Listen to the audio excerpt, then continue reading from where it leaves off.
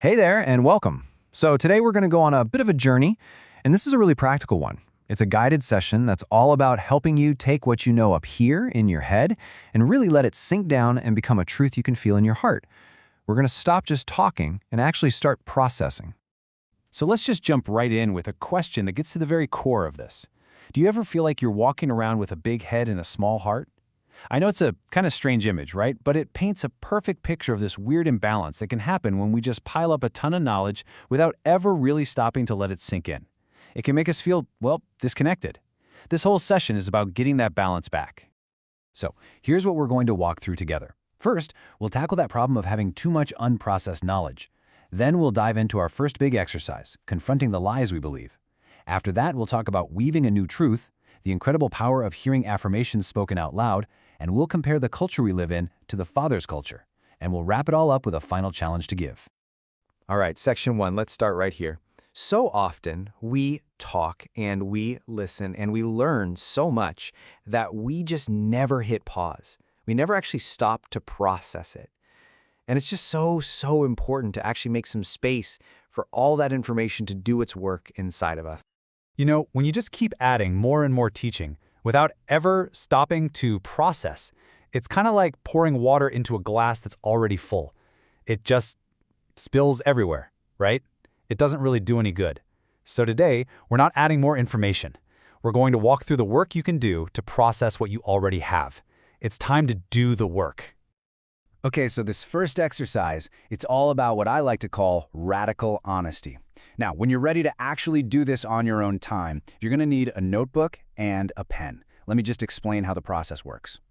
So, the first thing you're going to do is grab a notebook and open it up to a 2-page spread. On that left-hand page, I want you to start listing all the negative words, the phrases, the lies you've believed about yourself. And as you write, really try to connect with the emotion you felt when you first heard that thing.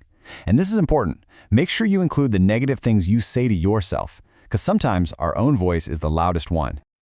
So this is basically the layout we're working with. You've got lies I've believed on the left and truth about me on the right. For now, though, just focus completely on that left side. The real key here is to not filter yourself. Don't judge it. Just write down whatever comes up. And you know, sometimes these lies we believe, they aren't even things people said directly to us. They're conclusions we came to because of painful situations. For instance, someone shared how just watching their parents fight all the time created this deep hurt and instability in them. That feeling, that conclusion you drew about yourself or the world, that's exactly the kind of thing that belongs on that left page. You have to name it to heal it. Okay, so as you're digging into all this stuff, I want to give you a picture to hold on to. It's a metaphor that I think really helps us understand how all these pieces, yeah, even the really painful ones, can be woven together into something brand new, something beautiful, and something useful. I want you to picture this. You start with these simple palm leaves, and God starts weaving one side of your heart, and then He weaves the other. And then He begins to intertwine them, bringing the painful parts and the new truths together. It's a process. And once that main structure is there, He brings out just the right tools to trim away all the excess, the stuff that doesn't belong. And what you're left with, in the end, isn't a mess. It's a beautiful, whole, and useful basket, ready to hold good things.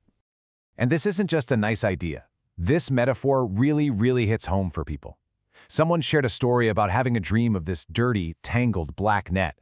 They had no idea what it meant. But then they saw this basket weaving demonstration. And the crisscross pattern was exactly the same. And in that moment, it clicked. They realized, oh my gosh, God is taking the tangled, dirty net of my past, and He's reweaving it into something new. All right, so now we're going to shift our focus. It's time to move to that right-hand page. And the task here is to write a letter to yourself, but from the perspective of a loving father. Write down how He sees you. This isn't wishful thinking. This is the truth that pushes back against all those lies. This is who you really are. Okay, writing that truth down, that's a huge, powerful step. But there's another level to this. Believe it or not, the journey from your head to your heart, it often has to pass through your ears. We're moving from just reflecting on the truth to actually hearing it spoken over us. So this next step, I'm going to be honest, it takes some guts. It's all about vulnerability. The idea is to find someone you really trust, hand them that truth letter you just wrote, and ask them to read it out loud to you. And your only job in that moment? Just sit there and listen and receive it. Let yourself hear those words of truth in someone else's voice. You know, what's so cool about this is that it's way more than just a personal exercise. It's the start of a whole new culture. Think about it. So often, our default setting is to point out what's wrong with people or with ourselves.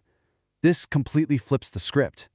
It's the practice of actively and intentionally speaking life and truth to one another. And that word, culture, it's actually so important. So let's zoom out for a minute and talk about the huge difference between the cultures that we humans build and the unchanging culture of the Father. Because understanding this difference is key to understanding where we truly, truly belong. Okay, I have to tell you this story. It just nails this point perfectly. It's about a man from Fiji who had major culture shock when he moved to New Zealand. So his new roommates invite him out to dinner, and he assumes they're paying, because in Fiji, the one who invites pays. He was so embarrassed when everyone split the bill.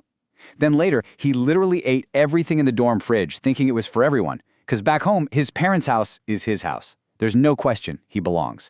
This whole Western idea of this is mine, that is yours, was completely new to him. See, that story just perfectly sums it up, doesn't it? Human cultures, our rules, our expectations, they're always changing. What's totally normal in one place is bizarre in another. But the Father's culture, it never changes. It is constant. It's the same yesterday, today, and forever. So let's actually break this down and put them side by side. In our everyday cultural experience, belief and acceptance are so often conditional, right? They're based on our performance. But in the Father's culture, He loves you no matter what. In our culture, rights have to be earned or proven. In His, you're a son or a daughter, period. You just belong. It completely changes the foundation of everything. Okay, wow, we've walked through a lot, right? We've confronted lies, we've written down the truth, we've heard it spoken, we've talked about culture, and that brings us to our final section. And honestly, this might be the most important piece of the puzzle. The final challenge is to give. Because here's the thing, and it's absolutely crucial, the whole cycle isn't complete until you give. Receiving all this love from the Father, that's not actually the end goal. That love is meant to become like a river that flows through you and out to other people. So, I want to leave you with one last, very tangible challenge to try on your own. Step 1 is to pray, and just ask what is truly special to you. Maybe it's an object, some money, something that just really means a lot to your heart. And the final step is to prepare your heart to give that thing away to someone as a real act of love. This is where the rubber meets the road. And you just never know what amazing things can happen when we actually listen and take that step. There's this incredible story where a daughter had been praying for a very specific bag, down to the exact color. Well, at a gathering, a total stranger who knew nothing about this felt prompted to give away a bag they had. And guess what? It was the exact bag. The point is, He knows the details, and He loves to weave these beautiful moments together when we're willing to give. And so that's where we'll leave it, with this one question for you to take with you. We've made the journey from our heads to our hearts. The final step is to move to our hands, to take this incredible love we've been filled with and pour it back out. So, what special thing are you meant to give? Pray about it, listen, and then go do it. Because that is how this love changes not just us, but the world around us.